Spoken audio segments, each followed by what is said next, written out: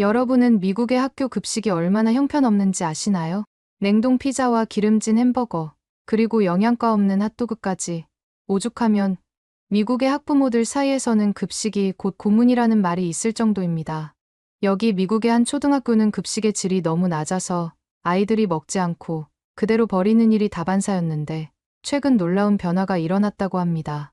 6개월 전만 해도 최악의 급식 학교로 불리던 이곳이 지금은 주변 도시에서까지 견학을 올 정도로 유명한 맛있는 급식 학교로 변신했다고 하는데요.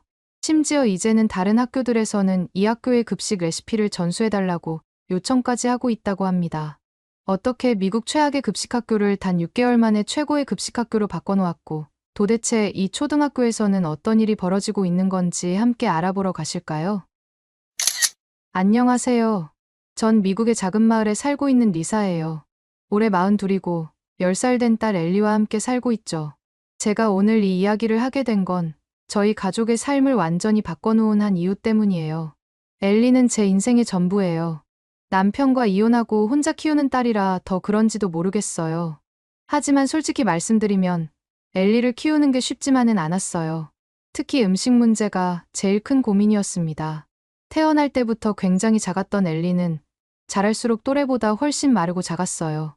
매번 병원에 가면 의사 선생님은 엘리의 성장 곡선을 보여주시면서 걱정스러운 표정을 지었어요. 또래 평균의 절반도 안 되는 체중이 의사 선생님의 미간을 찌푸리게 만들었습니다. 영양실조 직전이라는 말에 가슴이 덜컥 내려앉곤 했어요. 매일 아침, 점심, 저녁이 전쟁이었어요. 엘리는 입만 열면 싫어를 외쳤고 저는 매번 새로운 음식을 시도해봤지만 번번이 실패했죠. 한 숟가락 먹이려고 애원하고 달래고 때로는 화를 내기도 했어요. 때론 무릎을 꿇고 눈물로 호소하기도 했죠. 하지만 결과는 늘 똑같았어요. 엘리는 급식이 나와도 한 입도 먹으려고 하지 않았고 이것 때문에 선생님께서는 매일 걱정스러운 눈빛으로 저를 바라보셨죠. 엘리는 다른 아이들에 비해서 편식을 심하게 한다고 했습니다. 다른 아이들은 맛없다고 투정 부리면서도 반은 먹는데 엘리는 숟가락조차 들지 않는다고요. 어느 날 옆집에 새로운 이웃이 이사 온다는 소식을 들었어요. 평소엔 관심도 없었을 텐데 그날따라 유독 궁금해지더라고요. 아마도 매일 반복되는 일상에서 작은 변화라도 생기길 바랐던 것 같아요. 그날도 여느 때처럼 엘리와 점심 전쟁을 치르고 있었어요. 접시 위에 브로콜리는 그대로였고 치킨은 한 조각 베어 분 채로 방치되어 있었습니다. 테이블 위에는 제가 시도해본 온갖 종류의 소스들이 늘어서 있었어요. 케첩, 마요네즈, 렌치 드레싱. 하지만 어느 것도 엘리의 마음을 움직이지 못했죠. 그때 초인종이 울렸어요. 문을 열자 예상치 못한 모습의 여성이 서 있었어요. 동양인이었는데 저보다 한참 어려 보였어요. 160cm 정도의 키에 날씬한 체형이었지만 건강해 보이는 혈색을 가진 여성이었어요. 동그란 얼굴에 살짝 통통한 볼, 반달처럼 웃을 때마다 눈이 찡그러지는 모습이 왠지 친근해 보였죠. 어깨까지 내려오는 단발머리였고 화장기 없는 얼굴인데도 피부가 고와서 더 어려 보였어요. 검은색 머리카락이 자연스럽게 흘러내리는 모습이 인상적이었습니다. 특히 인상적이었던 건 그녀가 입은 파스텔 톤의 원피스였어요. 연한 민트색 바탕에 작은 꽃무늬가 은은하게 들어간 디자인이었는데 단순하면서도 세련되어 보였죠. 허리라인을 살짝 강조한 실루엣이 단정하면서도 여성스러워 보였어요. 목에 걸린 진주 목걸이는 단정한 이미지를 더해주고 있었고요. 그녀의 손에는 따뜻한 김이 모락모락 나는 음식이 들려 있었어요. 자기소개를 하면서 한국에서 왔다고, 이름은 김소라라고 했어요. 그리고 들고 있던 음식은 호떡이라는 한국의 유명한 간식이라고 설명했죠. 음식에서 풍겨오는 달콤한 향이 현관을 가득 채웠어요. 그런데 갑자기 소라 씨의 표정이 달라졌어요. 제 뒤에 숨어있던 엘리를 발견한 거죠. 소라 씨는 엘리를 보더니 순간 눈빛이 걱정스럽게 바뀌었고 마치 자신의 자식을 보는 것처럼 안타까운 표정을 지었어요. 엘리가 많이 마른 것 같다며 의사 선생님이 했던 말과 똑같이 엘리를 바라보면서 혹시 밥을 잘 안 먹느냐고 물어봤어요. 순간 화가 치밀었어요. 첫 만남에 남의 아이에 대해 그런 말을 하다니 예의가 없다고 생각했죠. 매일매일 전쟁처럼 치르는 식사 시간, 병원에서 들었던 걱정스러운 이야기들, 선생님들의 염려 어린 눈빛들이 한꺼번에 떠올랐어요. 게다가 그건 제가 제일 신경 쓰고 있는 부분이었으니까요. 저는 퉁명스럽게 그건 당신이 신경 쓸 일이 아니에요 라고 말하고는 호떡만 받아들고 문을 쾅 닫아버렸어요. 문이 닫히는 순간 소라 씨의 놀란 표정이 눈에 들어왔지만 그땐 신경 쓰고 싶지 않았어요. 하지만 문을 닫고 나서 제 행동을 후회했어요. 아무리 그래도 새로 이사 온 이웃이 좋은 마음으로 음식도 가져왔는데 제가 너무 과민 반응을 한 것 같았거든요. 이런 경험은 처음이었어요. 10년 넘게 이 동네에 살면서 이사 온 이웃이 직접 음식을 들고 인사를 오다니 상상도 못했던 일이었거든요. 특히 이 동네는 서로 무관심한 것이 미덕인 곳이에요. 옆집에 누가 사는지도 모르고 지내는 게 보통이었습니다. 그런데 이렇게 따뜻한 마음으로 찾아온 이웃을 차갑게 대했다는 생각에 마음이 불편해졌어요. 식탁으로 돌아와 보니 엘리는 여전히 음식과 씨름 중이었어요. 브로콜리는 여전히 그대로였고 치킨은 차갑게 식어 있었습니다. 저는 소라 씨가 준 호떡을 식탁 한쪽에 올려두고 다시 엘리에게 브로콜리를 먹으라고 달래기 시작했어요. 엘리, 한 입만, 제발 한 입만 먹어보자. 브로콜리는 너가 키 크는데 정말 중요한 거야. 하지만 엘리는 고개를 절레절레 흔들며 입을 다물어 버렸어요. 숟가락을 들이밀 때마다 고개를 돌리는 모습에 결국 저는 짜증이 나서 방으로 들어가 버렸고 그대로 낮잠이 들어버렸습니다. 저녁을 준비하려고 나왔을 때 저는 깜짝 놀랄 수밖에 없었어요. 식탁 위에 올려뒀던 호떡이 싹 사라져 있었거든요. 처음엔 엘리가 쓰레기통에 버린 줄 알고 확인까지 했어요. 애가 먹기 싫은 게 있으면 한 번씩 저 몰래 쓰레기통에 버린 적이 한두 번이 아니었거든요. 하지만 쓰레기통에는 호떡이 없었습니다. 엘리가 제가 주는 음식은 한 숟가락도 안 먹으면서 이 낯선 음식은 하나도 남기지 않고 다 먹었다는 게 믿기지 않았어요. 그날 밤 엘리의 방을 살짝 들여다봤어요. 평소라면 힘없이 축 처져 있을 아이가 이상하게 기운이 넘쳐 보였어요. 침대에 앉아서 책을 읽고 있는 모습이 오랜만에 보는 건강한 딸의 모습 같았죠. 다음 날 또다시 초인종이 울렸어요. 아침부터 도대체 누굴까 의아해하며 문을 열어보니 소라 씨였죠. 이번엔 소세지 야채볶음이라는 음식을 들고 있었어요. 투명한 유리 그릇 안에는 알록달록한 야채들과 동그랗게 썰린 소세지가 어우러져 있었습니다. 소라 씨는 어제 실례했다며 사과했고 한국 아이들이 가장 좋아하는 반찬이라며 음식을 내밀었어요. 그 모습을 보자니 어제 제 무례한 행동이 더 미안해지더군요. 오히려 제가 사과를 해야 할 것 같았죠. 소라 씨는 제 사과를 담담하게 받아들였고 오히려 밝게 웃으며 돌아갔어요. 그녀의 뒷모습을 보면서 어떻게 이렇게까지 남의 아이를 챙겨줄 수 있는 건지 이해하더군요. 저는 소세지 야채볶음을 보면서 답이 없어서 한숨을 쉬었어요. 엘리가 야채는 질색이라 이건 제가 먹어야겠다고 생각했죠. 브로콜리도 못 먹는 아이가 이런 야채가 듬뿍 들어간 음식을 먹을 리가 없잖아요. 피망, 당근, 양파까지 엘리가 제일 싫어하는 재료들 투성이었습니다. 그런데 저녁에 보니 또 놀라운 일이 벌어졌어요. 소세지 야채볶음이 깨끗이 비워져 있었습니다. 그릇은 마치 누군가가 핥아먹은 것처럼 깨끗했어요. 심지어 피망까지 하나도 남김없이 먹었더군요. 엘리한테 물어보니 맛있어서 다 먹었다고 하더라고요. 제가 알던 엘리가 맞나 싶을 정도였어요. 그 후로 소라 씨는 매일 조금씩 새로운 한국 음식을 가져다 주었어요. 김치볶음밥, 잡채, 된장찌개, 이름도 생소한 음식들이었지만 신기하게도 엘리는 그 음식들을 하나도 남기지 않고 다 먹었어요. 특히 놀라웠던 건 엘리의 변화였어요. 평소에는 항상 피곤해하고 무기력해 보였는데 이제는 아침에 일어나는 것도 수월해졌고 학교에서 돌아와서도 활기찬 모습을 보였죠. 볼살이 조금씩 오르면서 얼굴도 훨씬 건강해 보였고요. 이 상황이 너무 신기해서 제 절친한 친구인 유미코한테 털어놨어요.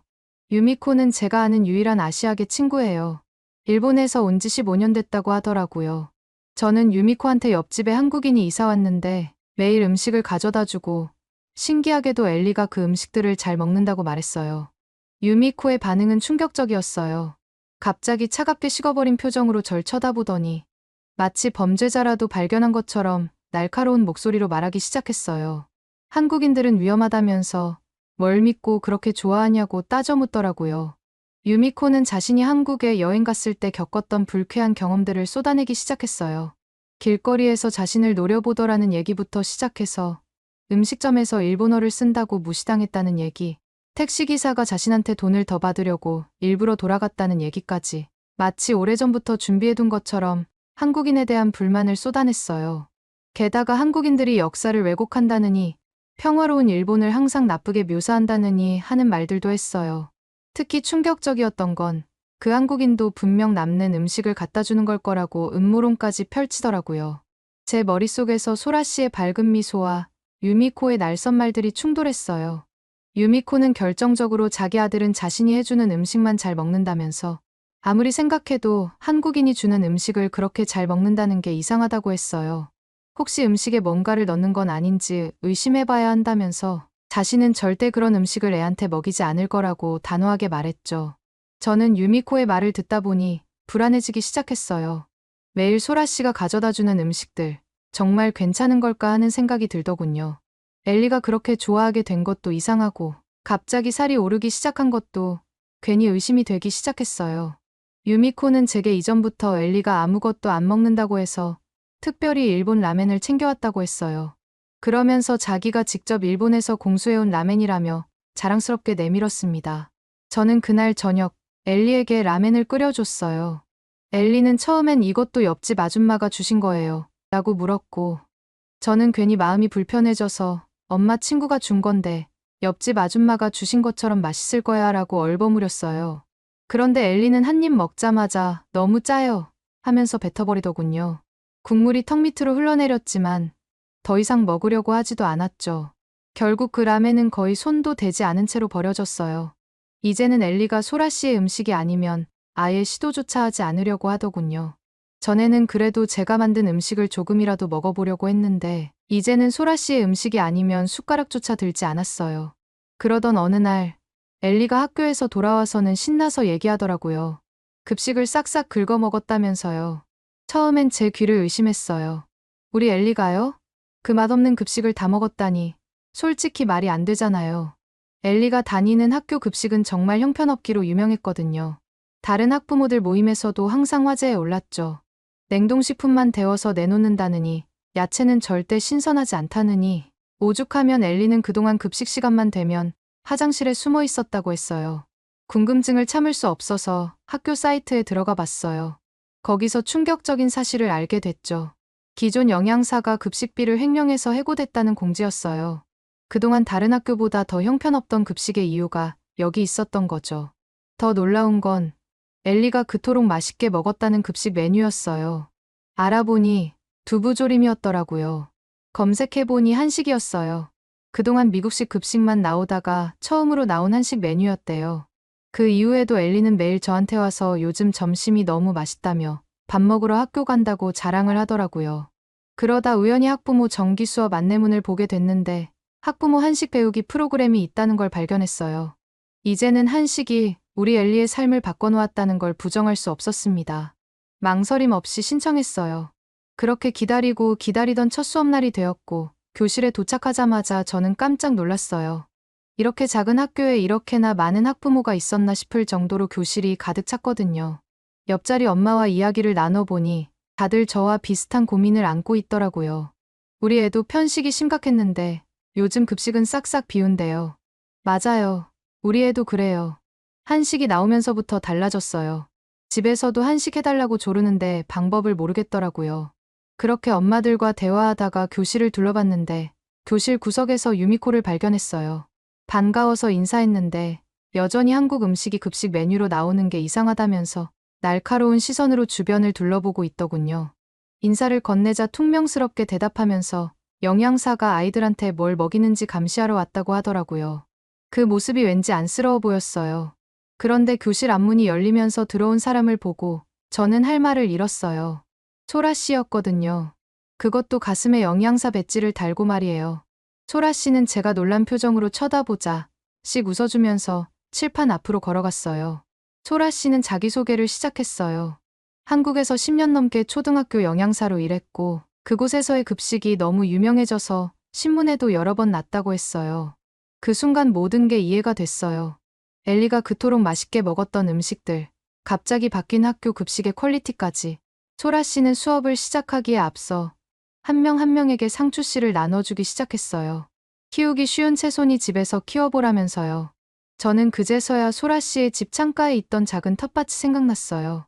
매일 신선한 채소들이 자라고 있었거든요. 첫 번째 수업은 떡볶이 만들기였어요.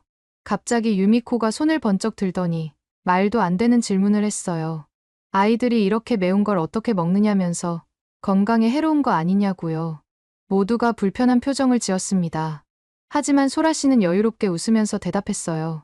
오늘 만들 건 달콤한 간장 떡볶이라고 아이들도 충분히 먹을 수 있는 맛이라고 했죠.